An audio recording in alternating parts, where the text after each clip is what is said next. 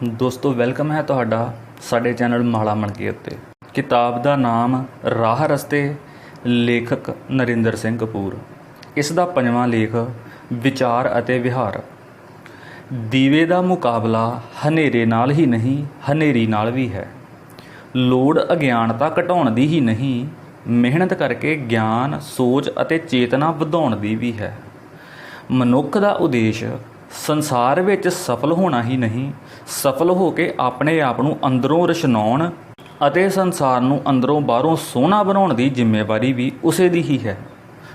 ਬਾਹਰੋਂ ਦਿਸਦਾ ਤਾਜ ਮਹਿਲ ਅੰਦਰੋਂ ਇੱਕ ਕਬਰ ਹੈ, ਪਰ ਤਾਜ ਮਹਿਲ ਦਾ ਸੁਨੇਹਾ ਸੱਚੀ ਮੁਹੱਬਤ ਅਤੇ ਸੁੰਦਰਤਾ ਦੇ ਹੁਲਾਰੇ ਵਾਲਾ ਜੀਵਨ ਹੈ। ਜਿਸ ਨੇ ਸਿਆਣਪ ਅਤੇ ਮੁਹੱਬਤ ਨਾਲ ਜੀਵਨ ਬਤੀਤ ਕੀਤਾ ਹੁੰਦਾ ਹੈ, ਉਹ ਬੀਤੇ ਲਈ ਧੰਨਵਾਦੀ ਅਤੇ ਆਉਣ ਵਾਲੇ ਸਮੇਂ ਲਈ ਆਸ਼ਾਵਾਦੀ ਹੁੰਦਾ ਹੈ। ਜ਼ਿੰਦਗੀ ਵਿੱਚ ਜੋ ਕੁਝ ਵੀ ਚੰਗਾ ਵਾਪਰਦਾ ਹੈ, ਉਹ ਮੁਹੱਬਤ ਭਰੀ ਮਿਹਨਤ ਉਪਰੰਤ ਹੀ ਵਾਪਰਦਾ ਹੈ, ਕਿਉਂਕਿ ਚੰਗੇ ਅਤੇ ਸੋਹਣੇ ਨਤੀਜੇ ਇਮਾਨਦਾਰ ਯਤਨਾਂ ਮਗਰੋਂ ਹੀ ਪੈਦਾ ਹੁੰਦੇ ਹਨ।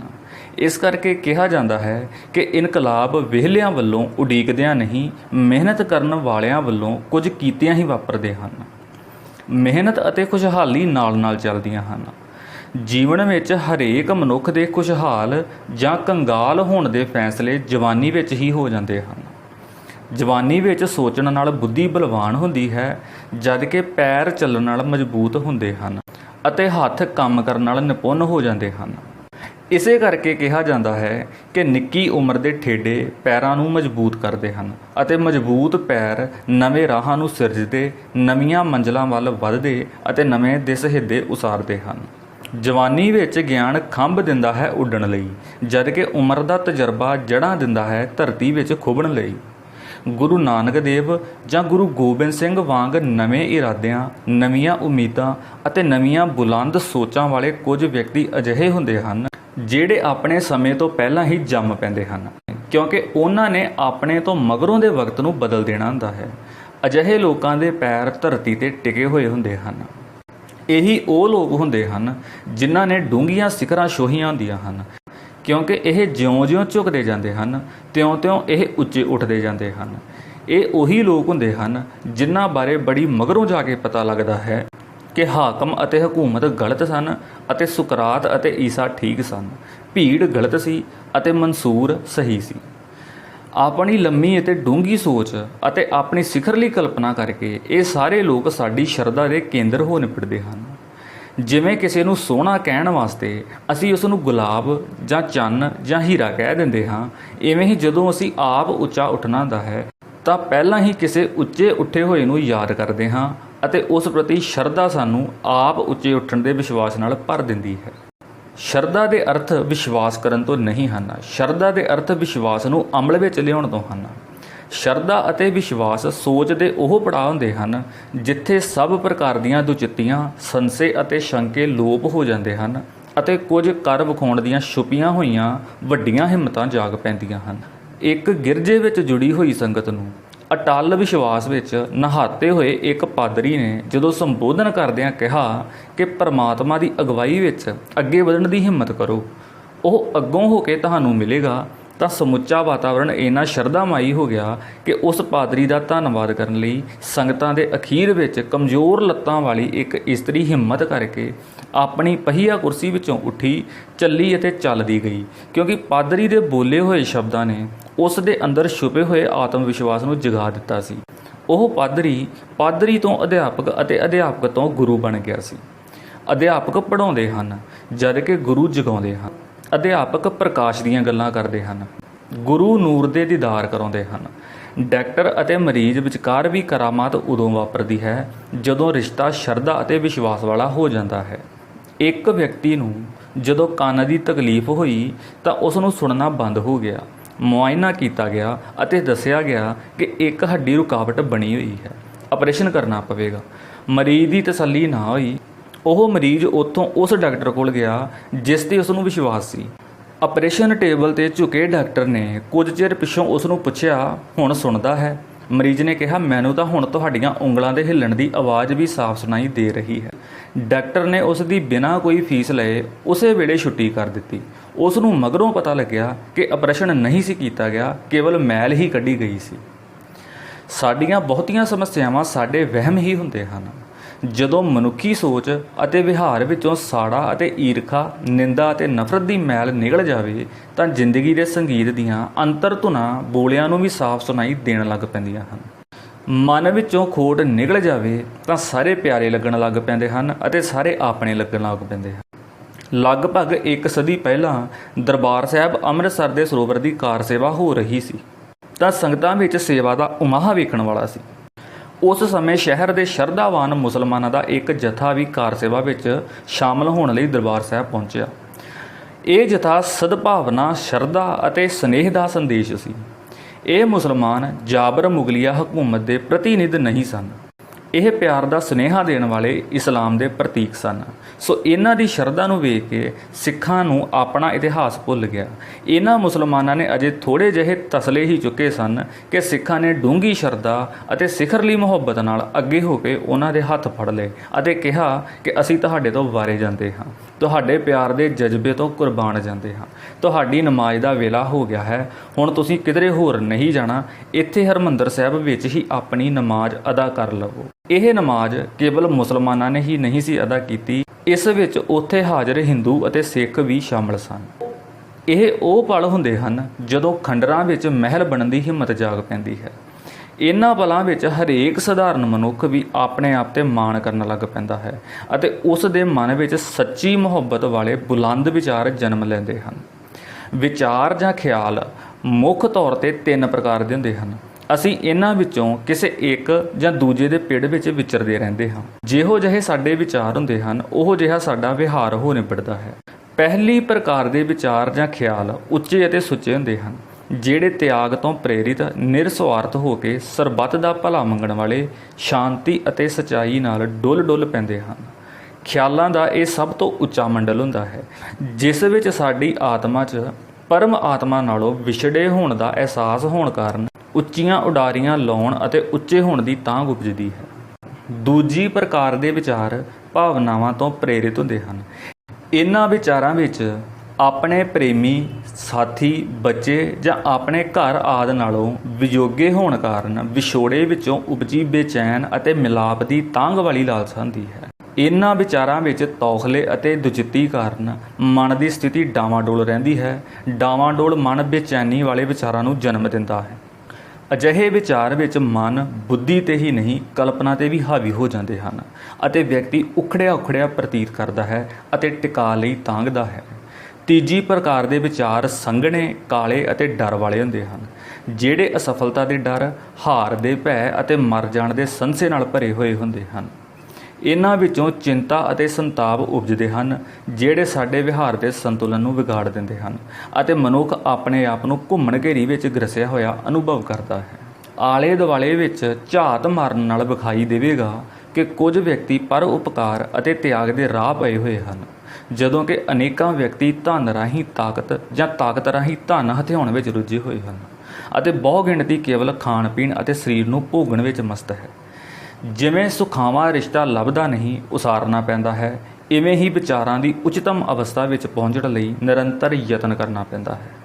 ਅਨੇਕਾਂ ਵਾਰ ਇਵੇਂ ਵਾਪਰਿਆ ਹੈ ਕਿ ਇੱਕ ਸਧਾਰਨ ਜਿਹੀ ਘਟਨਾ ਵਿਅਕਤੀ ਦਾ ਕਾਇਆਕਲਪ ਕਰ ਦਿੰਦੀ ਹੈ। ਇੱਕ ਵਿਅਕਤੀ ਨੂੰ ਬਾਹਰ ਖਾਣ ਪੀਣ ਦੀ ਆਦਤ ਸੀ। ਇੱਕ ਵਾਰੀ ਉਸ ਨੂੰ ਇਹ ਸੋਚ ਕੇ ਪਛਤਾਵਾ ਹੋਇਆ ਕਿ ਉਹ ਹਰ ਰੋਜ਼ ਬਾਹਰੋਂ ਖਾ ਪੀ ਕੇ ਘਰ ਜਾਂਦਾ ਹੈ, ਜਦੋਂ ਕਿ ਘਰ ਬੀਵੀ ਹੈ, ਬੱਚੇ ਹਨ। ਉਹਨਾਂ ਦਾ ਉਸ ਨੂੰ ਕਦੇ ਖਿਆਲ ਨਹੀਂ ਆਇਆ। ਉਹਨਾਂ ਦੇ ਖਾਣ ਪੀਣ ਦਾ ਉਸਨੇ ਕਦੇ ਧਿਆਨ ਹੀ ਨਹੀਂ ਕੀਤਾ। ਖਾਣ ਪੀਣ ਉਪਰੰਤ ਘਰ ਜਾਣ ਵੇਲੇ ਉਸਨੇ ਕੁਝ ਅੰਗੂਰ ਘਰ ਦੇ ਬਾਕੀ ਜੀਆਂ ਲਈ ਖਰੀਦ ਲਏ। ਘਰ ਪਹੁੰਚਣ 'ਤੇ ਪਤਨੀ ਨੂੰ ਅੰਗੂਰ ਫੜਾਉਂਦਿਆਂ ਉਸਨੇ ਕਿਹਾ ਕਿ ਉਹ ਬਹੁਤ ਥੱਕਿਆ ਹੋਇਆ ਹੈ, ਸੋ ਉਹ ਖਾਣਾ ਨਹੀਂ ਖਾਵੇਗਾ। ਉਹ ਸੌਣ ਦੀ ਤਿਆਰੀ ਕਰਨ ਹੀ ਲੱਗਿਆ ਸੀ ਕਿ ਪਤਨੀ ਅੰਗੂਰਾਂ ਨੂੰ ਧੋ ਕੇ ਪਲੇਟ ਵਿੱਚ ਪਾ ਕੇ ਲੈ ਆਈ ਅਤੇ ਉਸਨੇ ਆਪਣੇ ਪਤੀ ਨੂੰ ਆਖਿਆ, ਤੁਸੀਂ ਥੱਕੇ ਹੋਏ ਹੋ, ਸੌਣ ਤੋਂ ਪਹਿਲਾਂ ਇਹ ਅੰਗੂਰ ਖਾ ਲਵੋ। ਪਤਨੀ ਦੇ ਇਹਨਾਂ ਸ਼ਬਦਾਂ ਪਿੱਛੇ ਖਲੋਤੀ ਹੋਈ ਕੁਰਬਾਨੀ ਅਤੇ ਤਿਆਗ ਦੀ ਭਾਵਨਾ ਨੇ ਪਤੀ ਦੇ ਮਨ ਵਿੱਚ ਇੰਨੀ ਸ਼ਰਮਿੰਦਗੀ ਅਤੇ ਆਤਮਗਲਾਨੀ ਪੈਦਾ ਕਰ ਦਿੱਤੀ ਕਿ ਉਸ ਵਿੱਚ ਬਾਹਰੋਂ ਖਾਣ ਪੀਣ ਦੀ ਇੱਛਾ ਹੀ ਮੁਕਾ ਦਿੱਤੀ ਅਤੇ ਉਸ ਦਾ ਆਪਣੀ ਪਤਨੀ ਪ੍ਰਤੀ ਦ੍ਰਿਸ਼ਟੀਕੋਣ ਹੀ ਬਦਲ ਗਿਆ।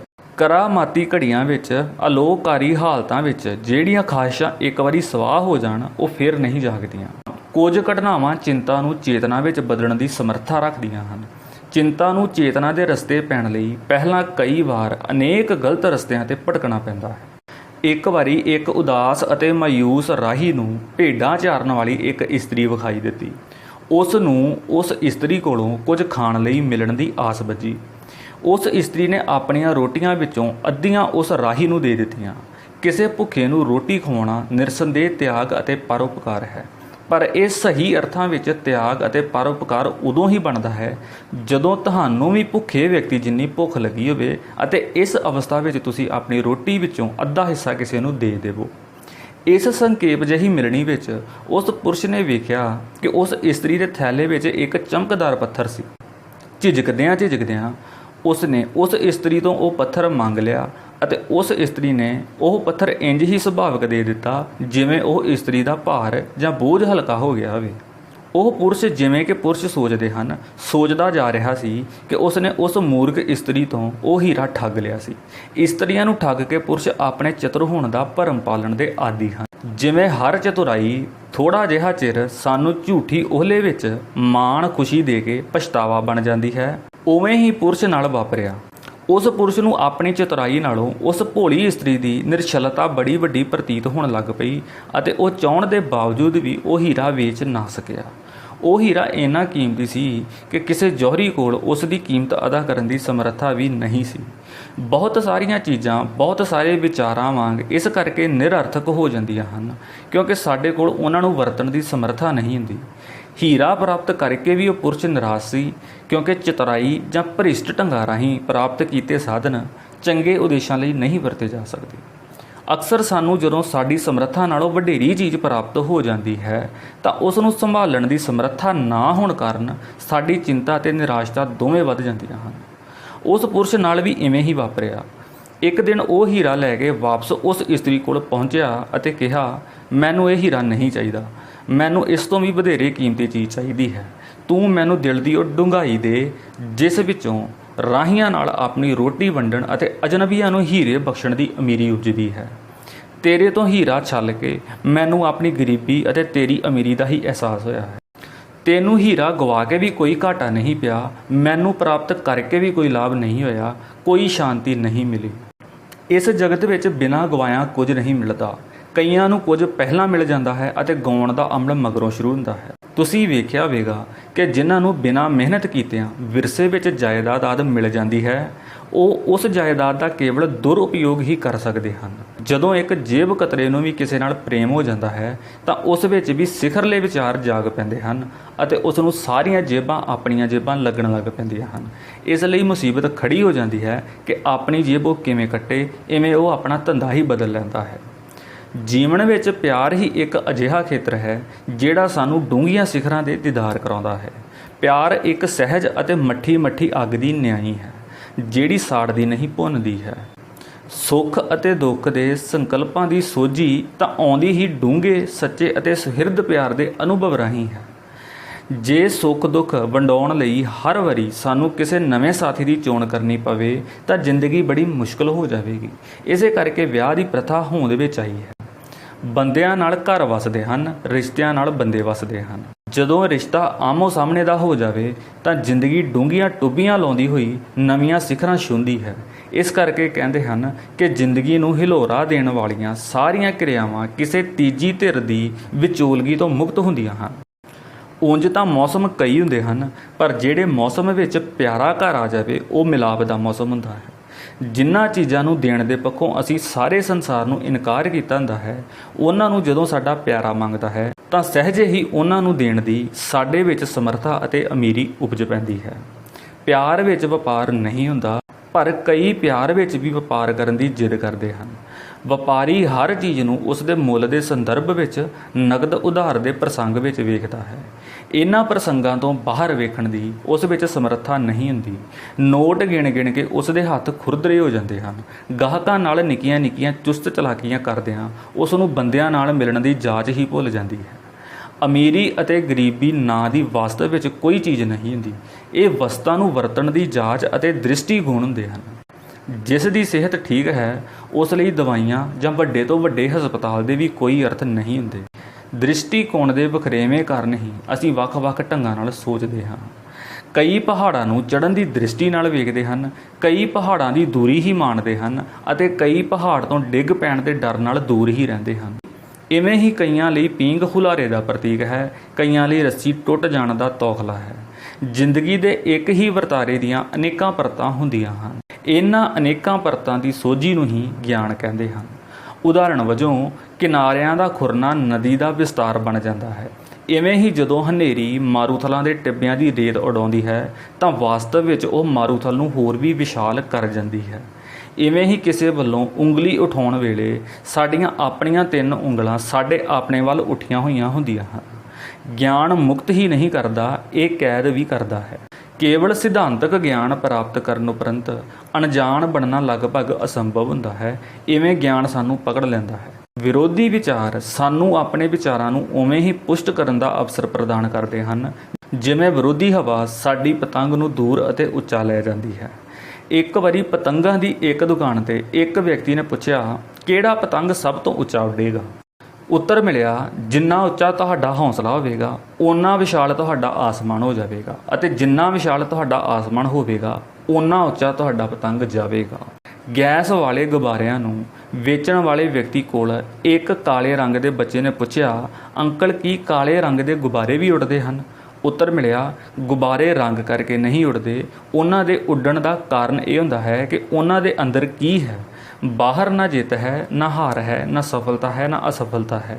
ਇਹ ਸਭ ਕੁਝ ਤੁਹਾਡੇ ਅੰਦਰ ਹੈ। ਤੁਸੀਂ ਹੀ ਜਿੱਤ ਹੋ, ਤੁਸੀਂ ਹੀ ਹਾਰ ਹੋ। ਹਾਰ ਜਾਂ ਅਸਫਲਤਾ ਵੀ ਲਾਭਕਾਰੀ ਹੋ ਜਾਂਦੀ ਹੈ, ਪਰ ਜੇ ਮਨੁੱਖ ਨੂੰ ਲਾਭ ਉਠਾਉਣਾ ਆਉਂਦਾ ਹੋਵੇ। ਹਾਰ ਜਾਂ ਅਸਫਲਤਾ ਨਾਲ ਸਾਨੂੰ ਆਪਣੀ ਸੋਚ, ਹਾਲਤ, ਵਿਧੀ ਅਤੇ ਯਥਾਰਥ ਨੂੰ ਬਦਲਣ ਦੇ ਢੰਗਾਂ ਦਾ ਪਤਾ ਲੱਗਦਾ ਹੈ। ਜਿਹੜੇ ਫੈਸਲੇ ਕਰਕੇ ਉਸ 'ਤੇ ਅਮਲ ਕਰਦੇ ਹਨ ਉਹਨਾਂ ਕੋਲ ਗਲਤੀਆਂ ਅਤੇ ਦੋਸ਼ਾਂ ਨੂੰ ਸੁਧਾਰਨ ਦਾ ਸਮਾਂ ਅਤੇ ਸਮਰੱਥਾ ਦੋਵੇਂ ਹੁੰਦੀਆਂ ਹਨ। ਜਿਹੜੇ ਕੇਵਲ ਵਿਉਂਤਾਂ ਬਣਾਉਂਦੇ ਹਨ ਅਤੇ ਕੁਝ ਕਰਨ ਦਾ ਫੈਸਲਾ ਟਾਲਦੇ ਰਹਿੰਦੇ ਹਨ, ਅਸਫਲਤਾ ਜਾਂ ਹਾਰ ਦੀ ਸੂਰਤ ਵਿੱਚ ਉਹਨਾਂ ਦੀ ਸੋਚ ਨੂੰ ਅਧਰੰਗ ਹੋ ਜਾਂਦਾ ਹੈ, ਜਿਸ ਕਾਰਨ ਉਹ ਕੋਈ ਹੋਰ ਯਤਨ ਨਹੀਂ ਕਰਦੇ। ਅਸਫਲਤਾਵਾਂ ਅਤੇ ਹਾਰਾਂ ਕਾਰਨ ਹੀ ਨਵੇਂ ਢੰਗ ਖੋਜਦਿਆਂ ਅਨੇਕਾਂ ਸਮੱਸਿਆਵਾਂ ਦੇ ਹੱਲ ਲੱਭਦੇ ਹਨ। ਮਹਾਨ ਰਚਨਾਵਾਂ ਵਾਸਤਵ ਵਿੱਚ ਮਨੁੱਖ ਦੀਆਂ ਹਾਰਾਂ ਅਤੇ ਅਸਫਲਤਾਵਾਂ ਵੇਰਵਿਆਂ ਨਾਲ ਭਰੀਆਂ ਪਈਆਂ ਹਨ। ਮਹਾਨ ਰਚਨਾਵਾਂ ਤੋਂ ਸਾਨੂੰ ਆਪਣੇ ਆਪ ਬਾਰੇ ਸੋਝੀ ਮਿਲਦੀ ਹੈ। ਇਹ ਰਚਨਾਵਾਂ ਸਾਡੀ ਦ੍ਰਿਸ਼ਟੀਕੋਣ ਨੂੰ ਉਸਾਰੂ ਬਣਾਉਂਦੀਆਂ ਹਨ। ਕਾਢੀ ਮਾਰਾਂ ਨੂੰ ਕਦੇ ਸਾਬਤ ਪਤੰਗ ਨਹੀਂ ਮਿਲਦੀ। ਆਲੋਚਕਾਂ ਦੇ ਕਦੀ ਕਿਧਰੇ ਬੁੱਤ ਨਹੀਂ ਲੱਗਦੇ। ਬੁੱਤ ਉਹਨਾਂ ਦੇ ਹੀ ਲੱਗਦੇ ਹਨ ਜਿਨ੍ਹਾਂ ਦੀ ਆਲੋਚਨਾ ਹੋਈ ਹੁੰਦੀ ਹੈ। ਮਹਾਨ ਲੇਖਕ ਨਵੇਂ ਵਿਚਾਰਾਂ ਨੂੰ ਜਨਮ ਦਿੰਦੇ ਹਨ, ਪਰ ਸਮਾਜ ਨਵੇਂ ਵਿਚਾਰਾਂ ਨੂੰ ਅਪਣਾਉਣ ਵਿੱਚ ਸਦਾ ਪਿੱਛੇ ਰਹਿ ਜਾਂਦਾ ਹੈ, ਕਿਉਂਕਿ ਪੁਰਾਣੇ ਵਿਚਾਰਾਂ ਪਿੱਛੇ ਪਰੰਪਰਾ ਅਤੇ ਅਤੀਤ ਦਾ ਬਲ ਹੁੰਦਾ ਹੈ। ਨਵੇਂ ਵਿਚਾਰਾਂ ਪਿੱਛੇ ਅਤੀਤ ਦਾ ਬਲ ਨਹੀਂ ਹੁੰਦਾ। ਇਸੇ ਲਈ ਵਿਚਾਰਾਂ ਨੂੰ ਅਪਣਾਉਣਾ ਸੌਖਾ ਨਹੀਂ ਹੁੰਦਾ। ਨਵੇਂ ਵਿਚਾਰਾਂ ਦਾ ਕੋਈ ਗਵਾਹ ਨਹੀਂ ਹੁੰਦਾ, ਇਹਨਾਂ ਦਾ ਕੋਈ ਭਰੋਸਾ ਵੀ ਨਹੀਂ ਹੁੰਦਾ, ਪਰ ਸਮਾਜ ਦੀ ਨਰੋਈ ਸਿਹਤ ਅਤੇ ਅੰਦਰਲੀ ਸ਼ਕਤੀ ਵਧਾਉਣ ਲਈ ਨਵੇਂ ਵਿਚਾਰਾਂ ਦੀ ਕਸਰਤ ਜ਼ਰੂਰੀ ਹੁੰਦੀ ਹੈ। ਨਵੇਂ ਵਿਚਾਰਾਂ ਨਾਲ ਨਵੇਂ ਦ੍ਰਿਸ਼ਟੀਕੋਣ ਉਸਰਦੇ ਹਨ। ਨਵੇਂ ਦ੍ਰਿਸ਼ਟੀਕੋਣ ਨਵਾਂ ਸੰਸਾਰ ਸਿਰਜਦੇ ਹਨ ਅਤੇ ਹਰ ਚੀਜ਼ ਨਵੇਂ ਅਰਥ ਗ੍ਰਹਿਣ ਕਰਦੀ ਜਾਂਦੀ ਹੈ ਅਤੇ ਨਵਾਂ ਸਮਾਜ ਅਤੇ ਨਵਾਂ ਮਨੁੱਖ ਹੋਂਦ ਵਿੱਚ ਆਉਂਦਾ ਹੈ। ਹਰਕਤ ਵਿੱਚ ਆਈ ਕਵਿਤਾ ਨਾਚ ਬਣ ਜਾਂਦੀ ਹੈ। ਸੰਗਮਰਮਰ ਵਿੱਚ ਗੁੰਨੀ ਹੋਈ ਮੁਹੱਬਤ ਤਾਜ ਮਹਿਲ ਖਵਾਉਂਦੀ ਹੈ ਅਤੇ ਸਰੋਵਰ ਵਿੱਚ ਆਲੇ ਦੁਆਲੇ ਗੂੰਜ ਰਹੀ ਸੁਖਮਨੀ ਹਰਮੰਦਰ ਕਹਿਲਾਉਂਦੀ ਹੈ। ਨਾਸਤਿਕ ਕਹਿੰਦਾ ਹੈ ਰੱਬ ਕਿੱਥੇ ਹੈ, ਆਸਤਿਕ ਕਹਿੰਦਾ ਹੈ ਰੱਬ ਕਿੱਥੇ ਨਹੀਂ ਹੈ। ਨਾਸਤਿਕ ਨਕਾਰਦਾ ਹੈ, ਆਸਤਿਕ ਸਵੀਕਾਰਦਾ ਹੈ। ਬਦਲੀ ਹੋਈ ਸਥਿਤੀ ਵਿੱਚ ਕਈ ਵਾਰੀ ਰਸਤੇ ਇੰਨੇ ਰਮਣੀਕ ਹੋ ਜਾਂਦੇ ਹਨ ਕਿ ਸਾਨੂੰ ਮੰਜ਼ਿਲ ਦਾ ਚੇਤਾ ਹੀ ਭੁੱਲ ਜਾਂਦਾ ਹੈ ਅਤੇ ਸਾਨੂੰ ਡੂੰਘੀ ਸੋਝੀ ਹੁੰਦੀ ਹੈ ਕਿ ਜੀਵਨ ਵਿੱਚ ਨਿਸ਼ਾਨਿਆਂ ਦੀ ਲੋੜ ਨਹੀਂ, ਜੀਵਨ ਹੀ ਨਿਸ਼ਾਨਾ ਹੈ। ਕਿਧਰੇ ਜਾਣ ਦੀ ਲੋੜ ਨਹੀਂ, ਅਸੀਂ ਪਹਿਲਾਂ ਹੀ ਪਹੁੰਚੇ ਹੋਏ ਹਾਂ। ਜਦੋਂ ਇਹ ਸਿਖਰਲੀ ਸੂਝ ਜਾਗ ਪਵੇ ਤਾਂ ਵਿਅਕਤੀ ਦੀ ਸ਼ਖਸੀਅਤ ਵਰਾਂਡੇ ਵਰਗੀ ਹੋ ਜਾਂਦੀ ਹੈ। ਬੂਹੇ ਬਾਰੀਆਂ ਤੋਂ ਮੁਕਤ, ਹਰ ਕਿਸੇ ਨੂੰ ਥਾਂ ਦੇਣ ਵਾਲੀ, ਜਿੱਥੇ ਜੀ ਆਇਆਂ ਨੂੰ ਲਿਖਣ ਦੀ ਲੋੜ ਨਹੀਂ ਹੁੰਦੀ, ਜਿੱਥੇ ਹਰ ਕਿਸੇ ਨੂੰ ਪ੍ਰਵਾਨ ਕੀਤਾ ਜਾਂਦਾ ਹੈ, ਜਿੱਥੇ ਮਿੱਠਾ ਮਿੱਠਾ ਬੋਲਿਆ ਜਾਂਦਾ ਹੈ, ਉੱਚਾ ਉੱਚਾ ਸੋਚਿਆ ਜਾਂਦਾ ਹੈ ਅਤੇ ਚੰਗਾ ਚੰਗਾ ਕੀਤਾ ਜਾਂਦਾ ਹੈ। ਬਿਨਾਂ ਸਿਰ ਉੱਚਾ ਕੀਤਿਆਂ ਤਾਰੇ ਨਹੀਂ ਵੇਖੇ ਜਾ ਸਕਦੇ। ਬਿਨਾਂ ਸਿਰ ਝੁਕਾਇਆਂ ਡੂੰਘਾਈ ਦਾ ਪਤਾ ਨਹੀਂ ਲੱਗਦਾ। ਉੱਚੇ ਵਿਚਾਰਾਂ ਅਤੇ ਸੁੱਚੇ ਵਿਹਾਰਾਂ ਤੋਂ ਬਿਨਾਂ ਜੀਵਨ ਵਿੱਚ ਡੂੰਘਾਈ ਨਹੀਂ ਆਉਂਦੀ ਅਤੇ ਡੂੰਘੇ ਅਨੁਭਵਾਂ ਤੋਂ ਬਿਨਾਂ ਸਿਖਰਲੀ ਕਲਪਨਾ ਨਹੀਂ ਜਾਗਦੀ। ਅਤੇ ਜਦੋਂ ਤੱਕ ਡੂੰਘਾਈਆਂ ਅਤੇ ਸਿਖਰਾਂ ਵਿਚਕਾਰ ਤਾਲਮੇਲ ਨਹੀਂ ਵਾਪਰਦਾ, ਜ਼ਿੰਦਗੀ ਟੋਇਆਂ ਅਤੇ ਟਿੱਬਿਆਂ ਵਿੱਚ ਭਟਕਦੀ ਰਹੇਗੀ। ਸੰਸਾਰ ਉਹਨਾਂ ਲਈ ਹੀ ਰਸਤੇ ਛੱਡਦਾ ਹੈ ਜਿਹੜੇ ਜਾਣਦੇ ਹਨ ਕਿ ਉਹਨਾਂ ਨੇ ਕਿੱਥੇ ਜਾਣਾ ਹੈ ਅਤੇ ਪਹੁੰਚ ਕੇ ਕੀ ਕਰਨਾ ਹੈ। ਜੀਵਨ ਦਾ ਉਦੇਸ਼ ਗਲਤ ਰਾਹਾਂ ਤੋਂ ਬਚਣਾ ਹੀ ਨਹੀਂ, ਠੀਕ ਰਾਹਾਂ 'ਤੇ ਤੁਰਨਾ ਵੀ ਹੈ। ਜਿਵੇਂ ਦੀਵੇ ਦਾ ਉਦੇਸ਼ ਹਨੇਰੇ ਨੂੰ ਦੂਰ ਕਰਨਾ ਹੀ ਨਹੀਂ, ਹਨੇਰੀ ਵਿੱਚ ਜਗਦੇ ਰਹਿਣਾ ਵੀ ਹੈ। ਸੋ ਦੋਸਤੋ, ਇਸ ਦੇ ਨਾਲ ਹੀ ਆਪਣਾ ਇਹ ਲੇਖ ਖਤਮ ਹੋ ਜਾਂਦਾ ਹੈ। ਫਿਰ ਮਿਲਾਂਗੇ ਇੱਕ ਨਵੇਂ ਲੇਖ ਦੇ ਨਾਲ। ਵੀਡੀਓ ਨੂੰ ਪੂਰਾ ਦੇਖਣ ਲਈ ਧੰਨਵਾਦ।